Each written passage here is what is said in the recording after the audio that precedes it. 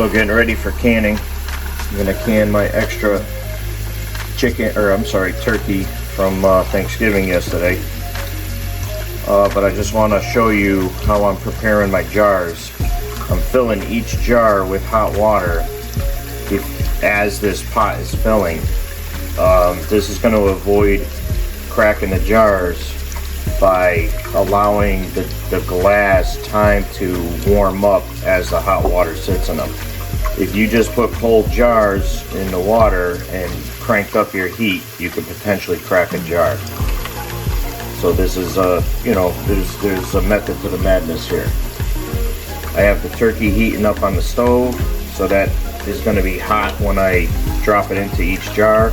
But I'm going to boil these jars for about 15 minutes. That's the ultimate way to sterilize them.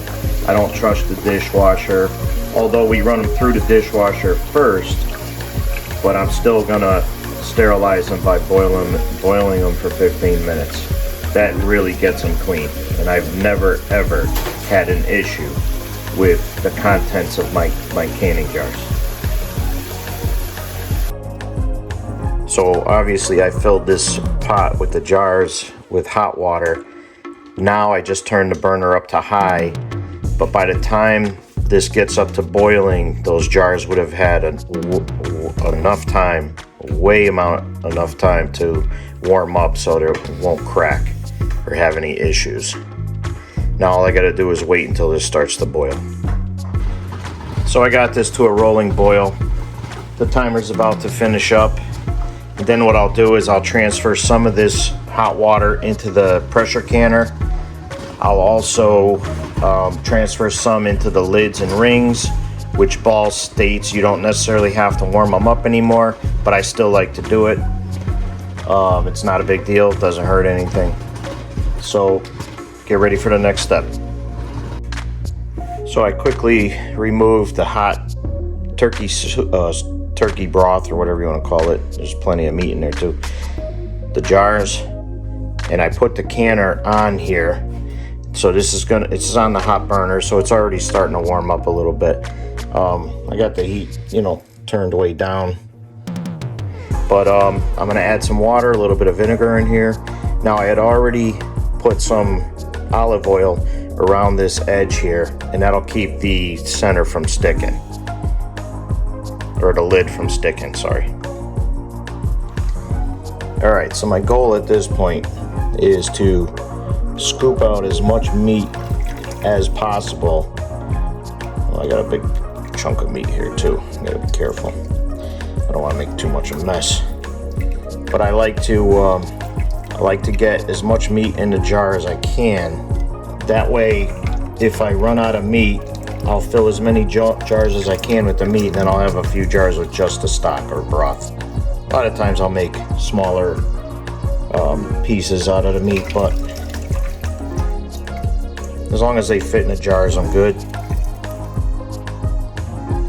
It's a little awkward doing this with holding a camera or a phone. So I'm gonna put the phone down, and you don't have to watch me fill every jar. All right, so I fill it about that much. What I'm gonna do here is just transfer this funnel to another jar, and I'm gonna wipe this rim with a clean paper towel with just water on it. Then I'm gonna put a lid and a ring on there. All right, so I'm just gonna wipe this just in case I got any broth on here or anything. Okay. So now I'm gonna take my magnet here, but one-handed here. Yeah, it's a little hot, but I'm a tough guy. So now you're not killing these. Like, I'm gonna tighten that a little bit more, but barely. I'm gonna use like 3 fingers. I'm just gonna barely snug this. Somebody's over here sniffing around for chow. Okay, I'm gonna try and show you. Now I use this jar clamp instead of these. Excuse me, I'm gonna sneeze here. These work, but I like these better. They got a spring on them, And I don't know, I just like the way they grab the jar. So these jars stay hot for quite a bit. So I'm just gonna move that with the jar. Bring this into view. Make sure you could see that. I'm just gonna hold the side here, and this is all I'm gonna do. 3 fingers. That's it, right there. The pressure canner, once that thing gets hot and starts to boil, it'll like any air will leach between the rubber seal and the jar, but it will, the second you relieve the heat, that will suck that lid right down. So a lot of people make the mistake of over tightening these rings at this stage, and what's going to end up happening is you're going to build up a pressure inside that jar, and you're, number one, you're not going to release all of your contaminants that need to come out of there. Number two, the air needs to be relieved a little bit. So that's the misconception there.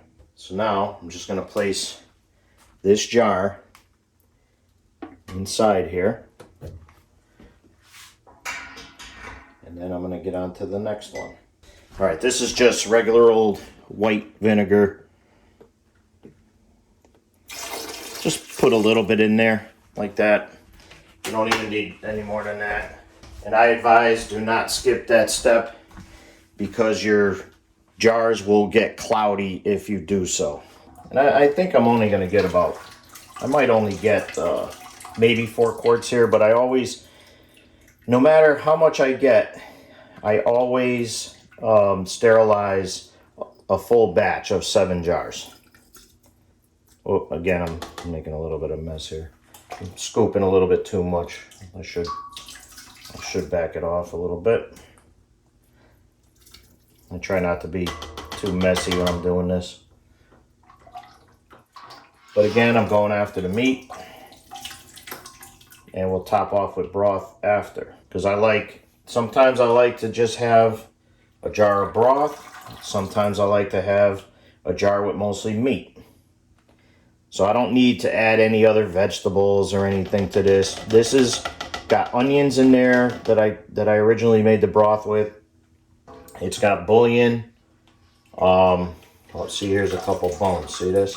Side there. I tried to pick everything out yesterday and apparently I was unsuccessful with getting it all. But I knew that. Alright, we'll do one more scoop of meat here.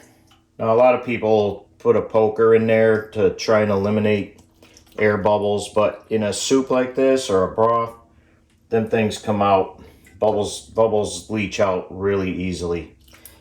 The contents of this jar is going to come to a boil. So, and that's it. You don't want to get too, you don't want to try and fill this too much. Okay, now I need my little paper towel.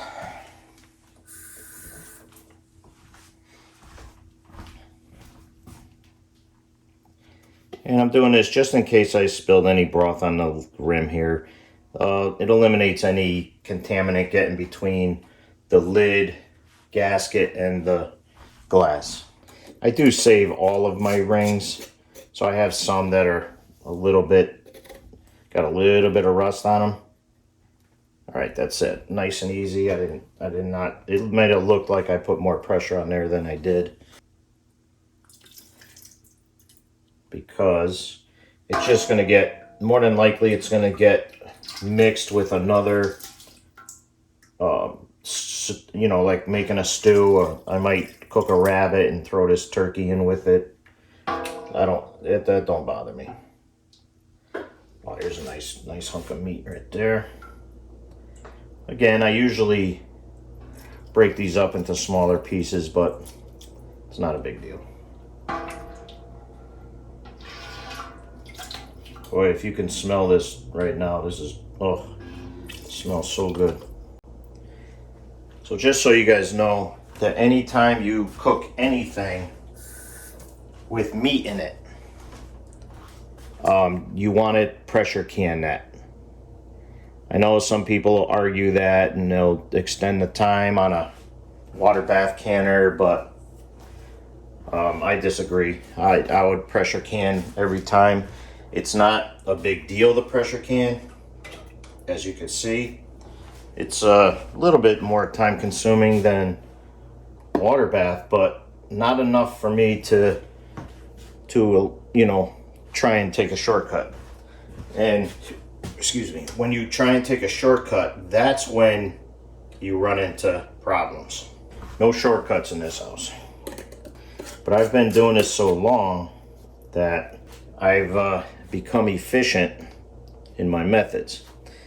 And to this day, out of the, geez, I can't even give you a number on how many jars of food I've canned. But to this day, I've only had a couple failures, and the failures were my fault bringing the temperature of the jars up too fast on the stoves. Like when I can outside, those propane grills are, you know, they get super hot super fast, and you have to be patient because you don't want the jars to go from cold to hot too fast, and also from hot to cold.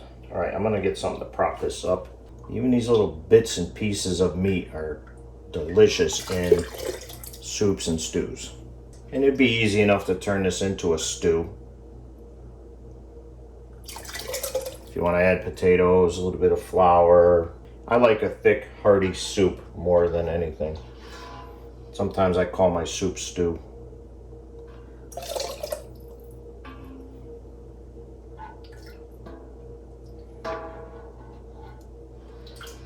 So I'm trying to scoop out all the meat. There might be a little residual left in a little piece of flank right there. That's good stuff. There might be a little broth and just a little bit of meat left in here, and I'll use that for, lunch or something like that. Or I'll just, throw it in a jar or in a Tupperware and throw it in the fridge, and I'll use it up with my next meal. It looks like I'm gonna have. The thing is, you have all these seasonings in here, so I keep mixing. Every time I take a scoop, I mix so I get as much of this seasoning in the pot as I can, or in the jar as I can. So I just pour a little bit out, and then I just pour this right into the canner. I still need some more water in here anyway, so. But I'm gonna see how much that last jar will get full. So let's see here. So that's it right there. Don't kill it. Do not kill it. Good. See that good? That's beautiful right there. Oh, this is beautiful. Oh yeah, I'm gonna get. Oh, look at that. Oh man. So you know what? I'll save this I'll eat this for lunch. There's not much left in there. I might get lucky. I don't want to overfill the jar. Actually, I got just about everything in there. If I wasn't trying to film this, I would have been able to, put just a smidge more in one of the other jars that I already sealed up. So this is good. I'm going to end up with 5 quarts. Perfect. So again, we're just going to wipe this.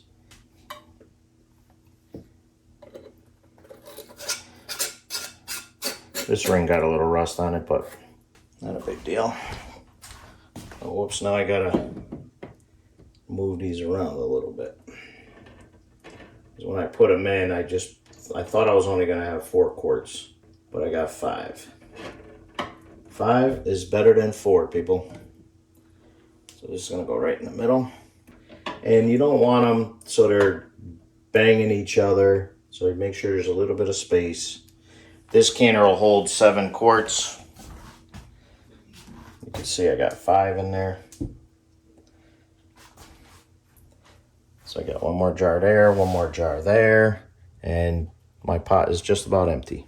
I got my pot on the stove. Now I have the mark right here on the front. It's a little indentation, a notch, and you want to line that up with this here. Don't mind my canner top. I use my canner top as my notebook instead of having a separate piece of paper. All right, so at this point, I'm just going to make sure this lid is relatively even. I'm going to crank the heat up to high at this point, and I'm going to continue getting my lid on here. So let's get, and you don't have to kill these. These here don't get like over tightened. All right, you don't need to kill this. It's just a tapered, and this is what I like about this canner. It's aluminum on aluminum. There's no rubber gasket to deal with. At this point, you have your open airway right here. So the temperature is starting to climb inside. The steam is going to start building, and it's going to start exhausting out of this hole. When you start getting a steady stream of steam coming out of here, you want to set a timer for about 10 minutes, which I'm going to set now, but I'm not going to start it until that steam starts coming out. So what's going to happen there is once that 10 minutes goes by, even at that point, your pressure is going to start climbing here. You're using the top scale, which you could see every big increment is 5, 10, 15, 20 psi. So what we're going to end up doing here is we're canning basically, any meat at my elevation is going to be 10 psi for 90 minutes, so an hour and a half. So like I have it written on here. So in quarts, like a chili, quarts is 90 minutes. Pints would be 75 minutes. I got it written as 12 pounds of chicken. Technically, it would be 3 chicken thighs per quart, and that would, same thing, it'll be 10 pounds for 90 minutes. Now, here I wrote on here, pint of green beans is at 10 pounds at 20 minutes, and quarts is 25 minutes. Don't be afraid of a pressure canner, though. So let's see. I don't know if you can hear it, but I could start to feel a little bit of steam come out of here. There's a little bit of water condensing in there, but that should blow out and clear out. I could feel air coming through, so I'm gonna put this on to absorb any of this moisture. So here I have this is my weight, and you can see it's marked 10, 5, and 15. So we're going to make sure after that blows out of here for 10 minutes, I'm going to put this right on top of there. But I got to wait. Okay, now this is, you don't want to hold your hand over there, but it's blowing out steady right now. It'll increase in pressure in a bit. But I'm going to go ahead and start the timer. See, now you can really hear it blowing out of there. I still have 7 minutes left on my timer.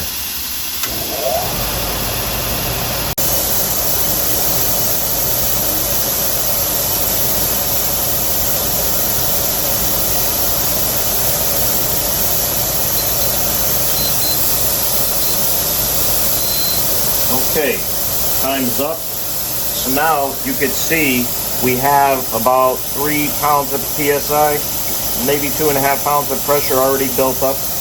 But we're going to go ahead and put and you can really hear that thing blowing out now, but we're going to go ahead and just drop our weight right on there, just like that. So now we're going to watch this pressure. As this pressure is getting closer to 10 psi right there, then I'm going to start backing off the heat.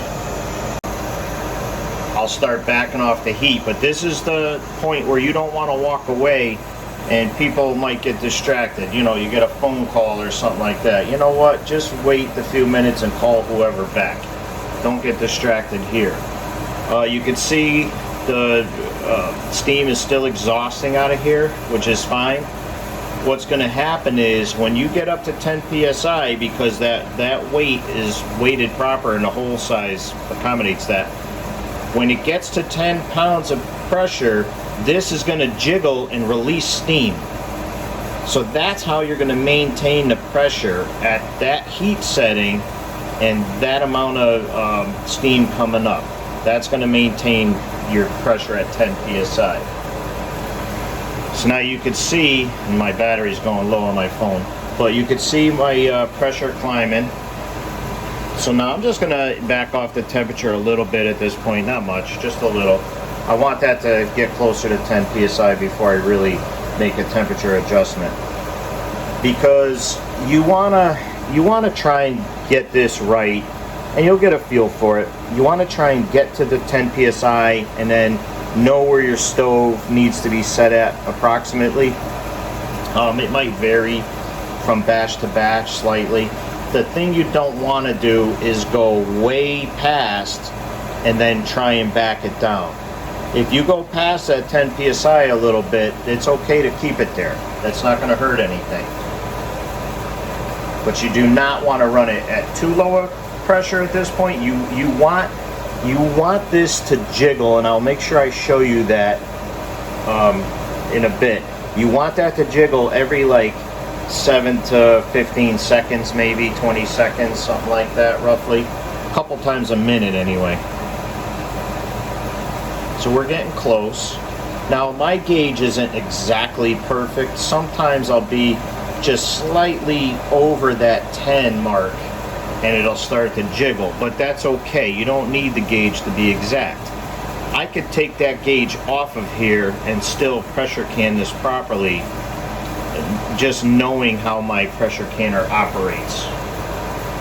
But I would have to monitor it a little bit more.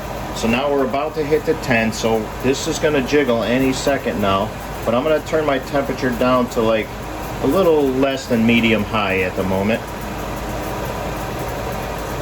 Sounds like it's gearing up for the first, but I want to make sure that it exhausts before I really adjust that temperature. Here we go. It's getting ready.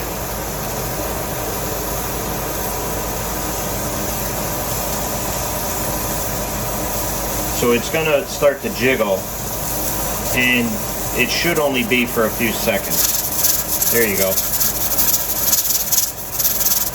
Alright, so at this point I just want to slightly lower my temperature. There we go, it's jiggling again. So this is where it's, I don't want to say critical, but you can see where my gauge is at. That's about where it's going to run for this whole process. I just slightly adjusted my temperature down. And we're cycling again. So we're just trying to get to a stable constant here. And really, this is very simple. I mean, it sounds worse than it is. I don't want anybody out there to be scared. But here, that's actually blowing out a little bit too long. So I'm going to lower this down a little bit more.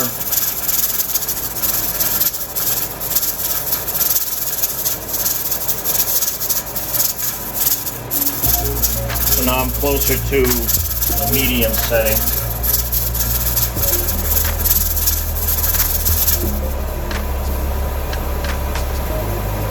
So you don't, I mean, exhausting that long for the whole process is not great. It's not going to hurt anything. Let's see how long it goes this time. But at this point, you don't want to turn it down too low. That wasn't too bad.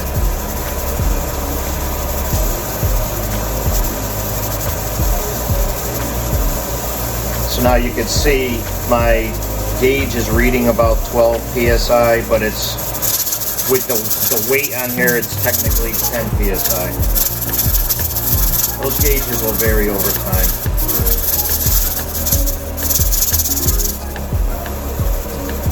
pretty good right here. I can let this go for the 90 minutes. I'm going to start my timer now, and I'll see you when it's finished.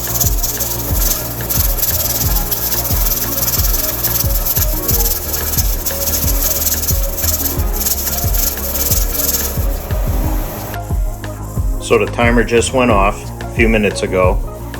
My son shut it off, and we're just going to leave it sit here until the pressure gets down to 0. And once you could take this off without exhausting too much, you want to let this thing cool. Most of the time I'll let it sit overnight, and then I'll evacuate it the rest of the way in the morning. That way I don't have to worry about it, because if I go to take this off too soon and that air comes out that's built up in here too fast, you'll actually extract some of the broth out of the jars, and you don't want to do that. So you want to get the air out of here, evacuate it a little more slowly. I'm in no rush. Canning is no rush. I'll come back here in a couple hours and be able to dismantle it.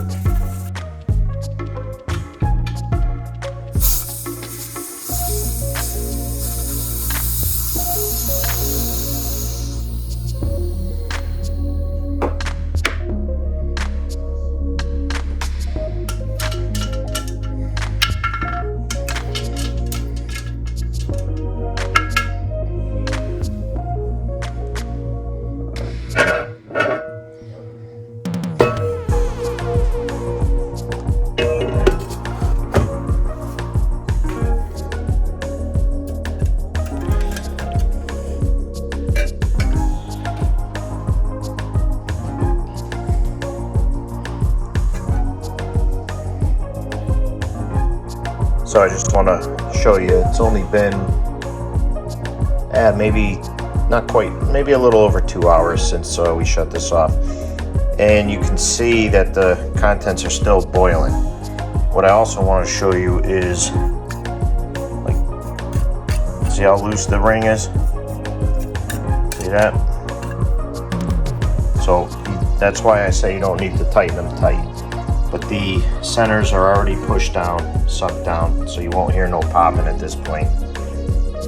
But that's 5 quarts of turkey soup. That's gonna be fantastic.